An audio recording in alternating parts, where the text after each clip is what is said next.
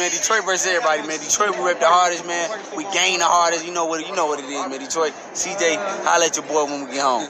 Don't forget to check out our sponsor, The Health Blaze, at thehealthblaze.com. 100% all natural products from lotions, soaps, foot soaks, bath bombs, and much, much more. Use the promo code Goodfella1Boxing. Tell them your boy CJ Goodfella sent you. Get 18% off. We out. All right. Eddie Hearn is trying to put Danny Jacobs in the ring with Joe Smith Jr. for 175-pound title. Carl Moretti, legendary top-ranked matchmaker, responds. Let's talk about it. Check the Boxing News playlist out. Share the video. Congratulations on Joe Smith Jr. winning the WBO title. But most people thought he lost, right? But it was a close fight. One called robbery. Joe Smith and Better BF is probably going to fight in the 3-belt unification. Better BF bringing IBF, bringing WBC belt he won from Alexander Gusevich, which he retired. And, we really looking forward to a showdown with Dimitri Bivol before Better BF gets too old. But Coppinger says, I ran into Eddie Hearn and Keith Conley. Eddie Hearn says he'll be making a multi-million-dollar offer to Top Rank and smoke Joe Smith Jr. for a 175-pound title fight with Danny Jacobs in the fall on the Zone. Big New York fight. Hearn is willing to do it if ESPN do it on ESPN if it makes more financial sense. So I thought Danny Jacobs' contract was over with Eddie Hearn. Guess he ain't coming back to PBC. A fight that people wanted to see. I wanted to see was Jamal Charlo versus Danny Jacobs, but obviously it didn't happen. Jamal was on Twitter not too long ago saying that his father used to make him watch Danny Jacobs and the amateurs, and he was the first person that he followed on Twitter.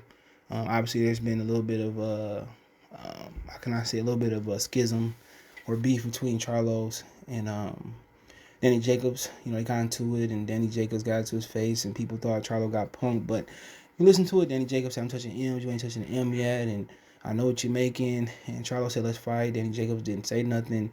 And ultimately, Danny Jacobs went over to Eddie Hearn. He had a bag for him, and so I like that fight never gonna happen, right? But to put Danny Jacobs in there with Joe Smith Jr. is a suicide mission. If I'm Bob Arum, I do that. If I can make Bivol and Better BF, or I can get Better BF another rhythm fight, I can let Joe Smith Jr. get that easy money. Danny Jacobs, obviously maybe a lot of him getting knocked out was because of the cancer. Maybe his performance versus Canelo was because of the weight. But ultimately, I just see Joe Smith Jr. being too much, knocking Danny Jacobs out. Okay, but obviously Danny Jacobs could put his name in a lot of mixes and with fights. He's a big name in the sport. He could put his name in there with anybody. But ultimately, why go to 68? Where's the long jam? I fought Canelo. He gonna get every belt. Why fight Caleb Plant? Why fight Benavidez? Why fight Jamal Charlo when I could jump up to 75 and get a belt and be a 2-division champion? It won't be complicated. You got David Morrell, who's a problem. Billy Joe about to lose his belt tonight, knockout style. So why would I even entertain those fights when I could jump up to 75, get in the mix, get a belt? I'm probably not gonna unify with Arthur Better BF, but I could fight Dimitri Bivol, unify with him, probably go down to the Hall of Fame. He's a Hall of Famer, just what he been through. And just, call it a day. Or maybe when the belt come back down, tell Canelo, let's do it again. Tell David Benavidez, come over here. Tell Charlo, come over here. Charlo said he'd skip over 175 pounds, 168 pounds to 75 pounds. So he said that. So maybe him and Charlo could fight for 175 for a belt. But Carl Moretti responded to the Eddie Hearn's wishes. I got a bigger fight. How about putting Jacobs in with Edgar Berlanga Jr. And then when Edgar Berlanga wins, he can move up and fight the winner, Better BF Smith, Yankee Stadium next June, Puerto Rican Day Parade. One thing about that is Berlanga still fighting 8-rounders. Berlanga barely made it 8 his last fight. So why would Danny Jacobs entertain an 8-round fighter? Obviously he got a nice buzz in New York. It would be a big fight, but maybe Danny Jacobs should take that fight. But if you're not gonna pay me what it's worth, I'm not taking the fight. I'm fighting a prospect. And I think Danny Jacobs too much for Berlanga right now. But maybe they feel that Berlanga got a punch. He gonna catch Daniel Jacobs. So, that's a suicide mission fight. Why would you move an 8-rounder fight to a 12-round fight?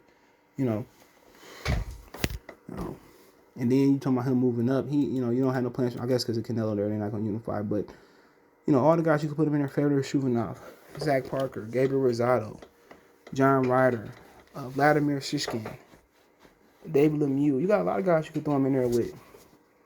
Lionel Thompson. I think he already beat Lionel Thompson, my bad.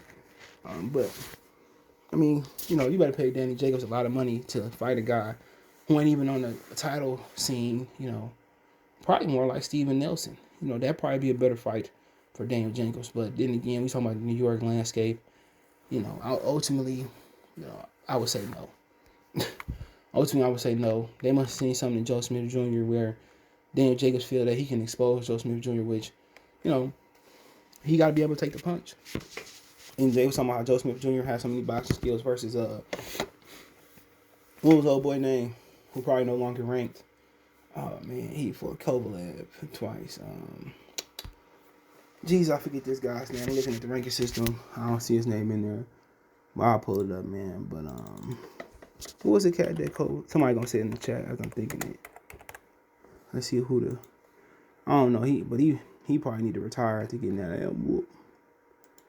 I'm gonna feel stupid when I see his name. Elder Alvarez. I know I would. So, he beat up Elder Alvarez. People saying, his boxing skills are improving and superior. He's a great fighter, and but ultimately when he fought that Ukrainian cat, his boxing skills wasn't nothing. And he ended up knocking Elder Alvarez out. That's a great feat. Alvarez is almost 40 though. You know what I'm saying? But ultimately they were saying his boxing skills back. And it's not. He would just be a dude with a nice left hook who could punch, heavy-handed guy. But Danny Jacobs must see something. They must see something they could take an opportunity, or they could see something they could take opportunity to beat him. But with Joseph Jr., he don't have no crazy reach. He can hit. He's strong. Dock boy, working the docks. He's strong. He definitely strong, man. But to talk about fighting Berlanga, A-round fighter, Carl Moretti out of line. No matter how sweet you look, Danny Jacobs look, or how bad he look versus Gabriel Rosado. And I think that was at 168 pounds. I could be wrong. Let me see. Yeah, it was at 168 pounds. He still looked trash. You don't supposed to look trash. And really, Gabriel Rosado beat him. You ain't supposed to look trash in that type of fight. He fought Chavez, didn't look good.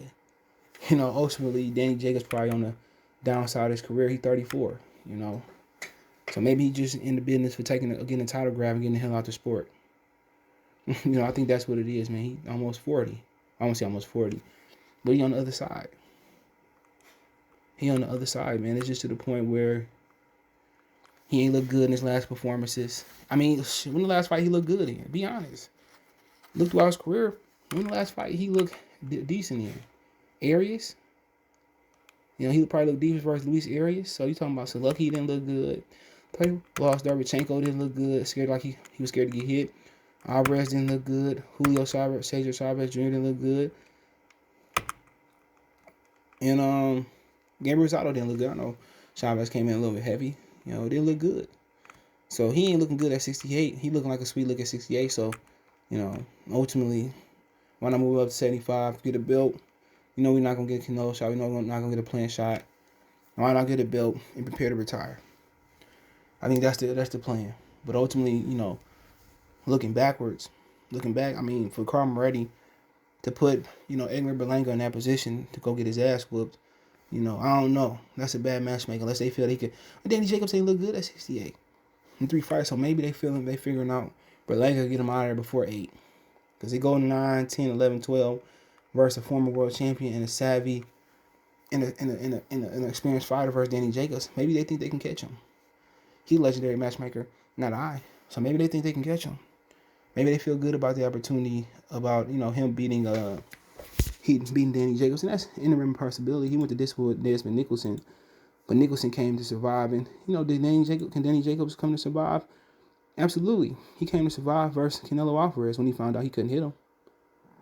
So I definitely could see that being the case, man. But we'll see what happens. But to insult him with Berlanga, I would be insulted.